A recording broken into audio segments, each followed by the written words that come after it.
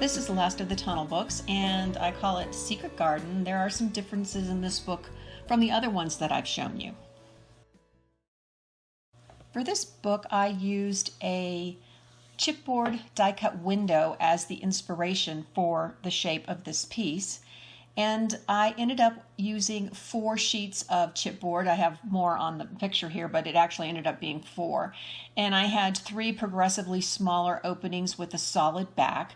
And the first thing I did is I traced the outline of the window on 3 of the pages. So that gave the outer exterior of 3 holes.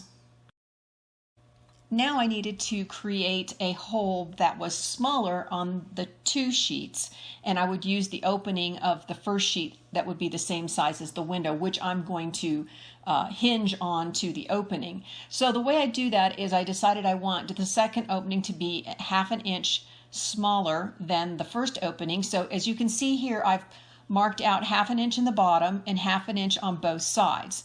And you can see the top of the arch. That's the original height of the window itself. And then I measure towards the center 1/2 inch down and make a dot. And then I can actually use the window itself again to put the top of that window so that it goes along that dot, and I can cut a new arch. So everything inside of those measurements ends up being where I'm going to cut that hole. Now for the third piece of chipboard, I'm going to repeat the same process, except for the measurement's going to be 1 inch from each edge. So 1 inch from the bottom, 1 inch from the sides, and 1 inch from the top. And remember, I'm not measuring based on what the last opening was. All of the openings are starting with that first tracing. So the first page is the full window. The second page is 1/2 inch in, and now we're going to cut this down to 1 inch, and then that gives me that center area there is now what I cut out.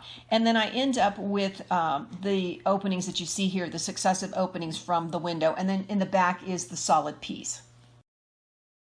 Next, I'm making the spines. They're exactly the way I've made all the others that I've shown you. This is lightweight chipboard. I've cut 3 pieces.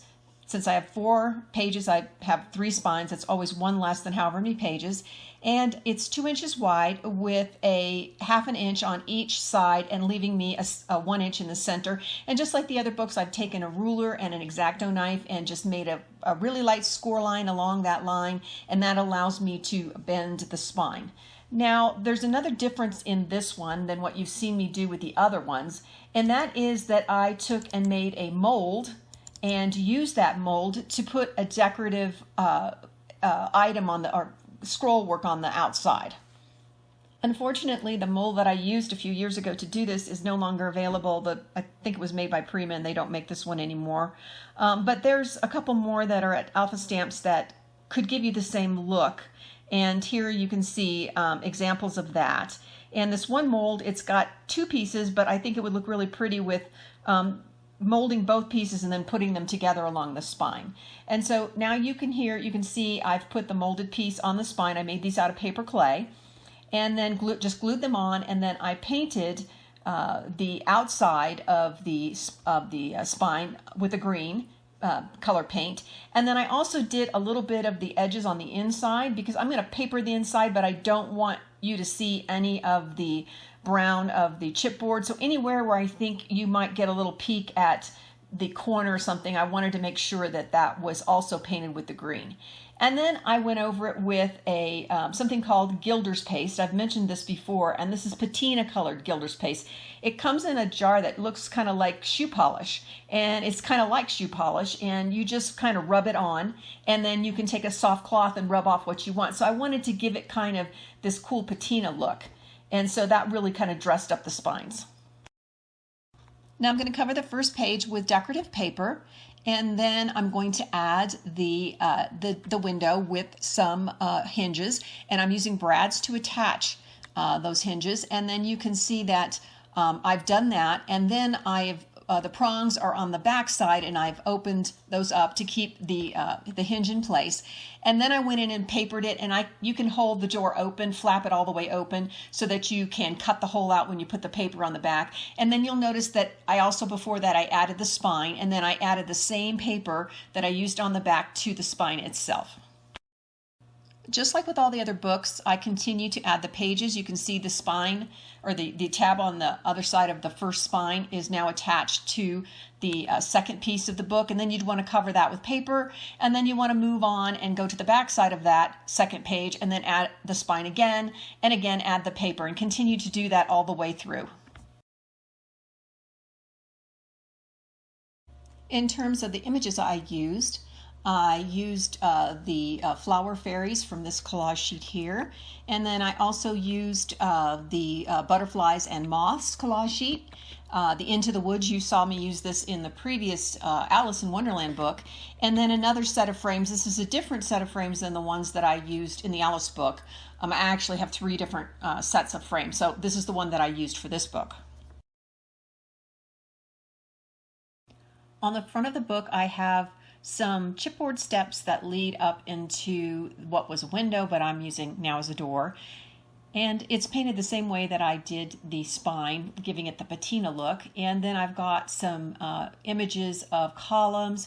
I've got 2 little kids. They're looking up at the owl, and I do have those kids for you on as a freebie on my blog site.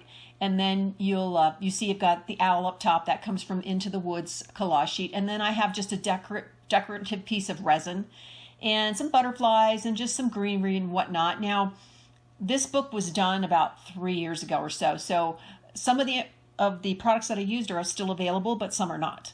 So on my blog post, I will have the list of the ones that are still available in case you want to use similar things.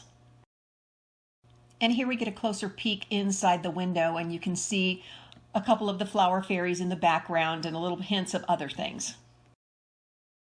Once you open the book, now you see some columns, you see a bunch of greenery, you see a bird whose wings are made out of feathers, and then you see some of the flower fairies that come from that collage sheet, as well as a rabbit from Into the Woods, and then also more butterflies and roses and all kinds of trim that go around it. And then you can peek through and you can see a snail with wings on it. So it's kind of a whimsical sort of look.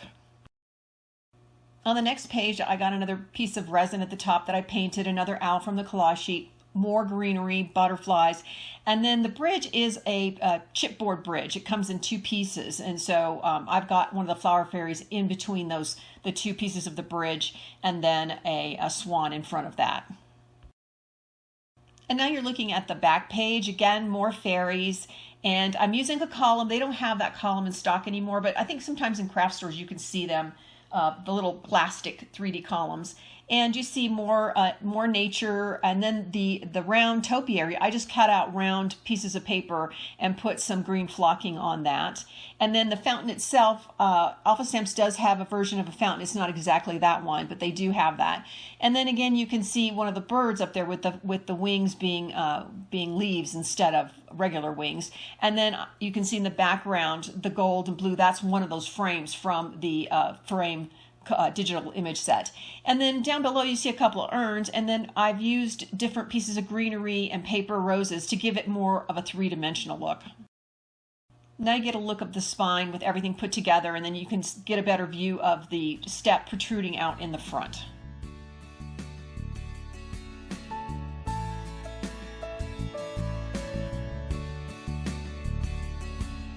Well, this ends the series of tunnel books. In terms of this particular book, I'll have a link down in the description area, which will take you to my blog, where you'll find the supply list, information on collage sheets, and the free image.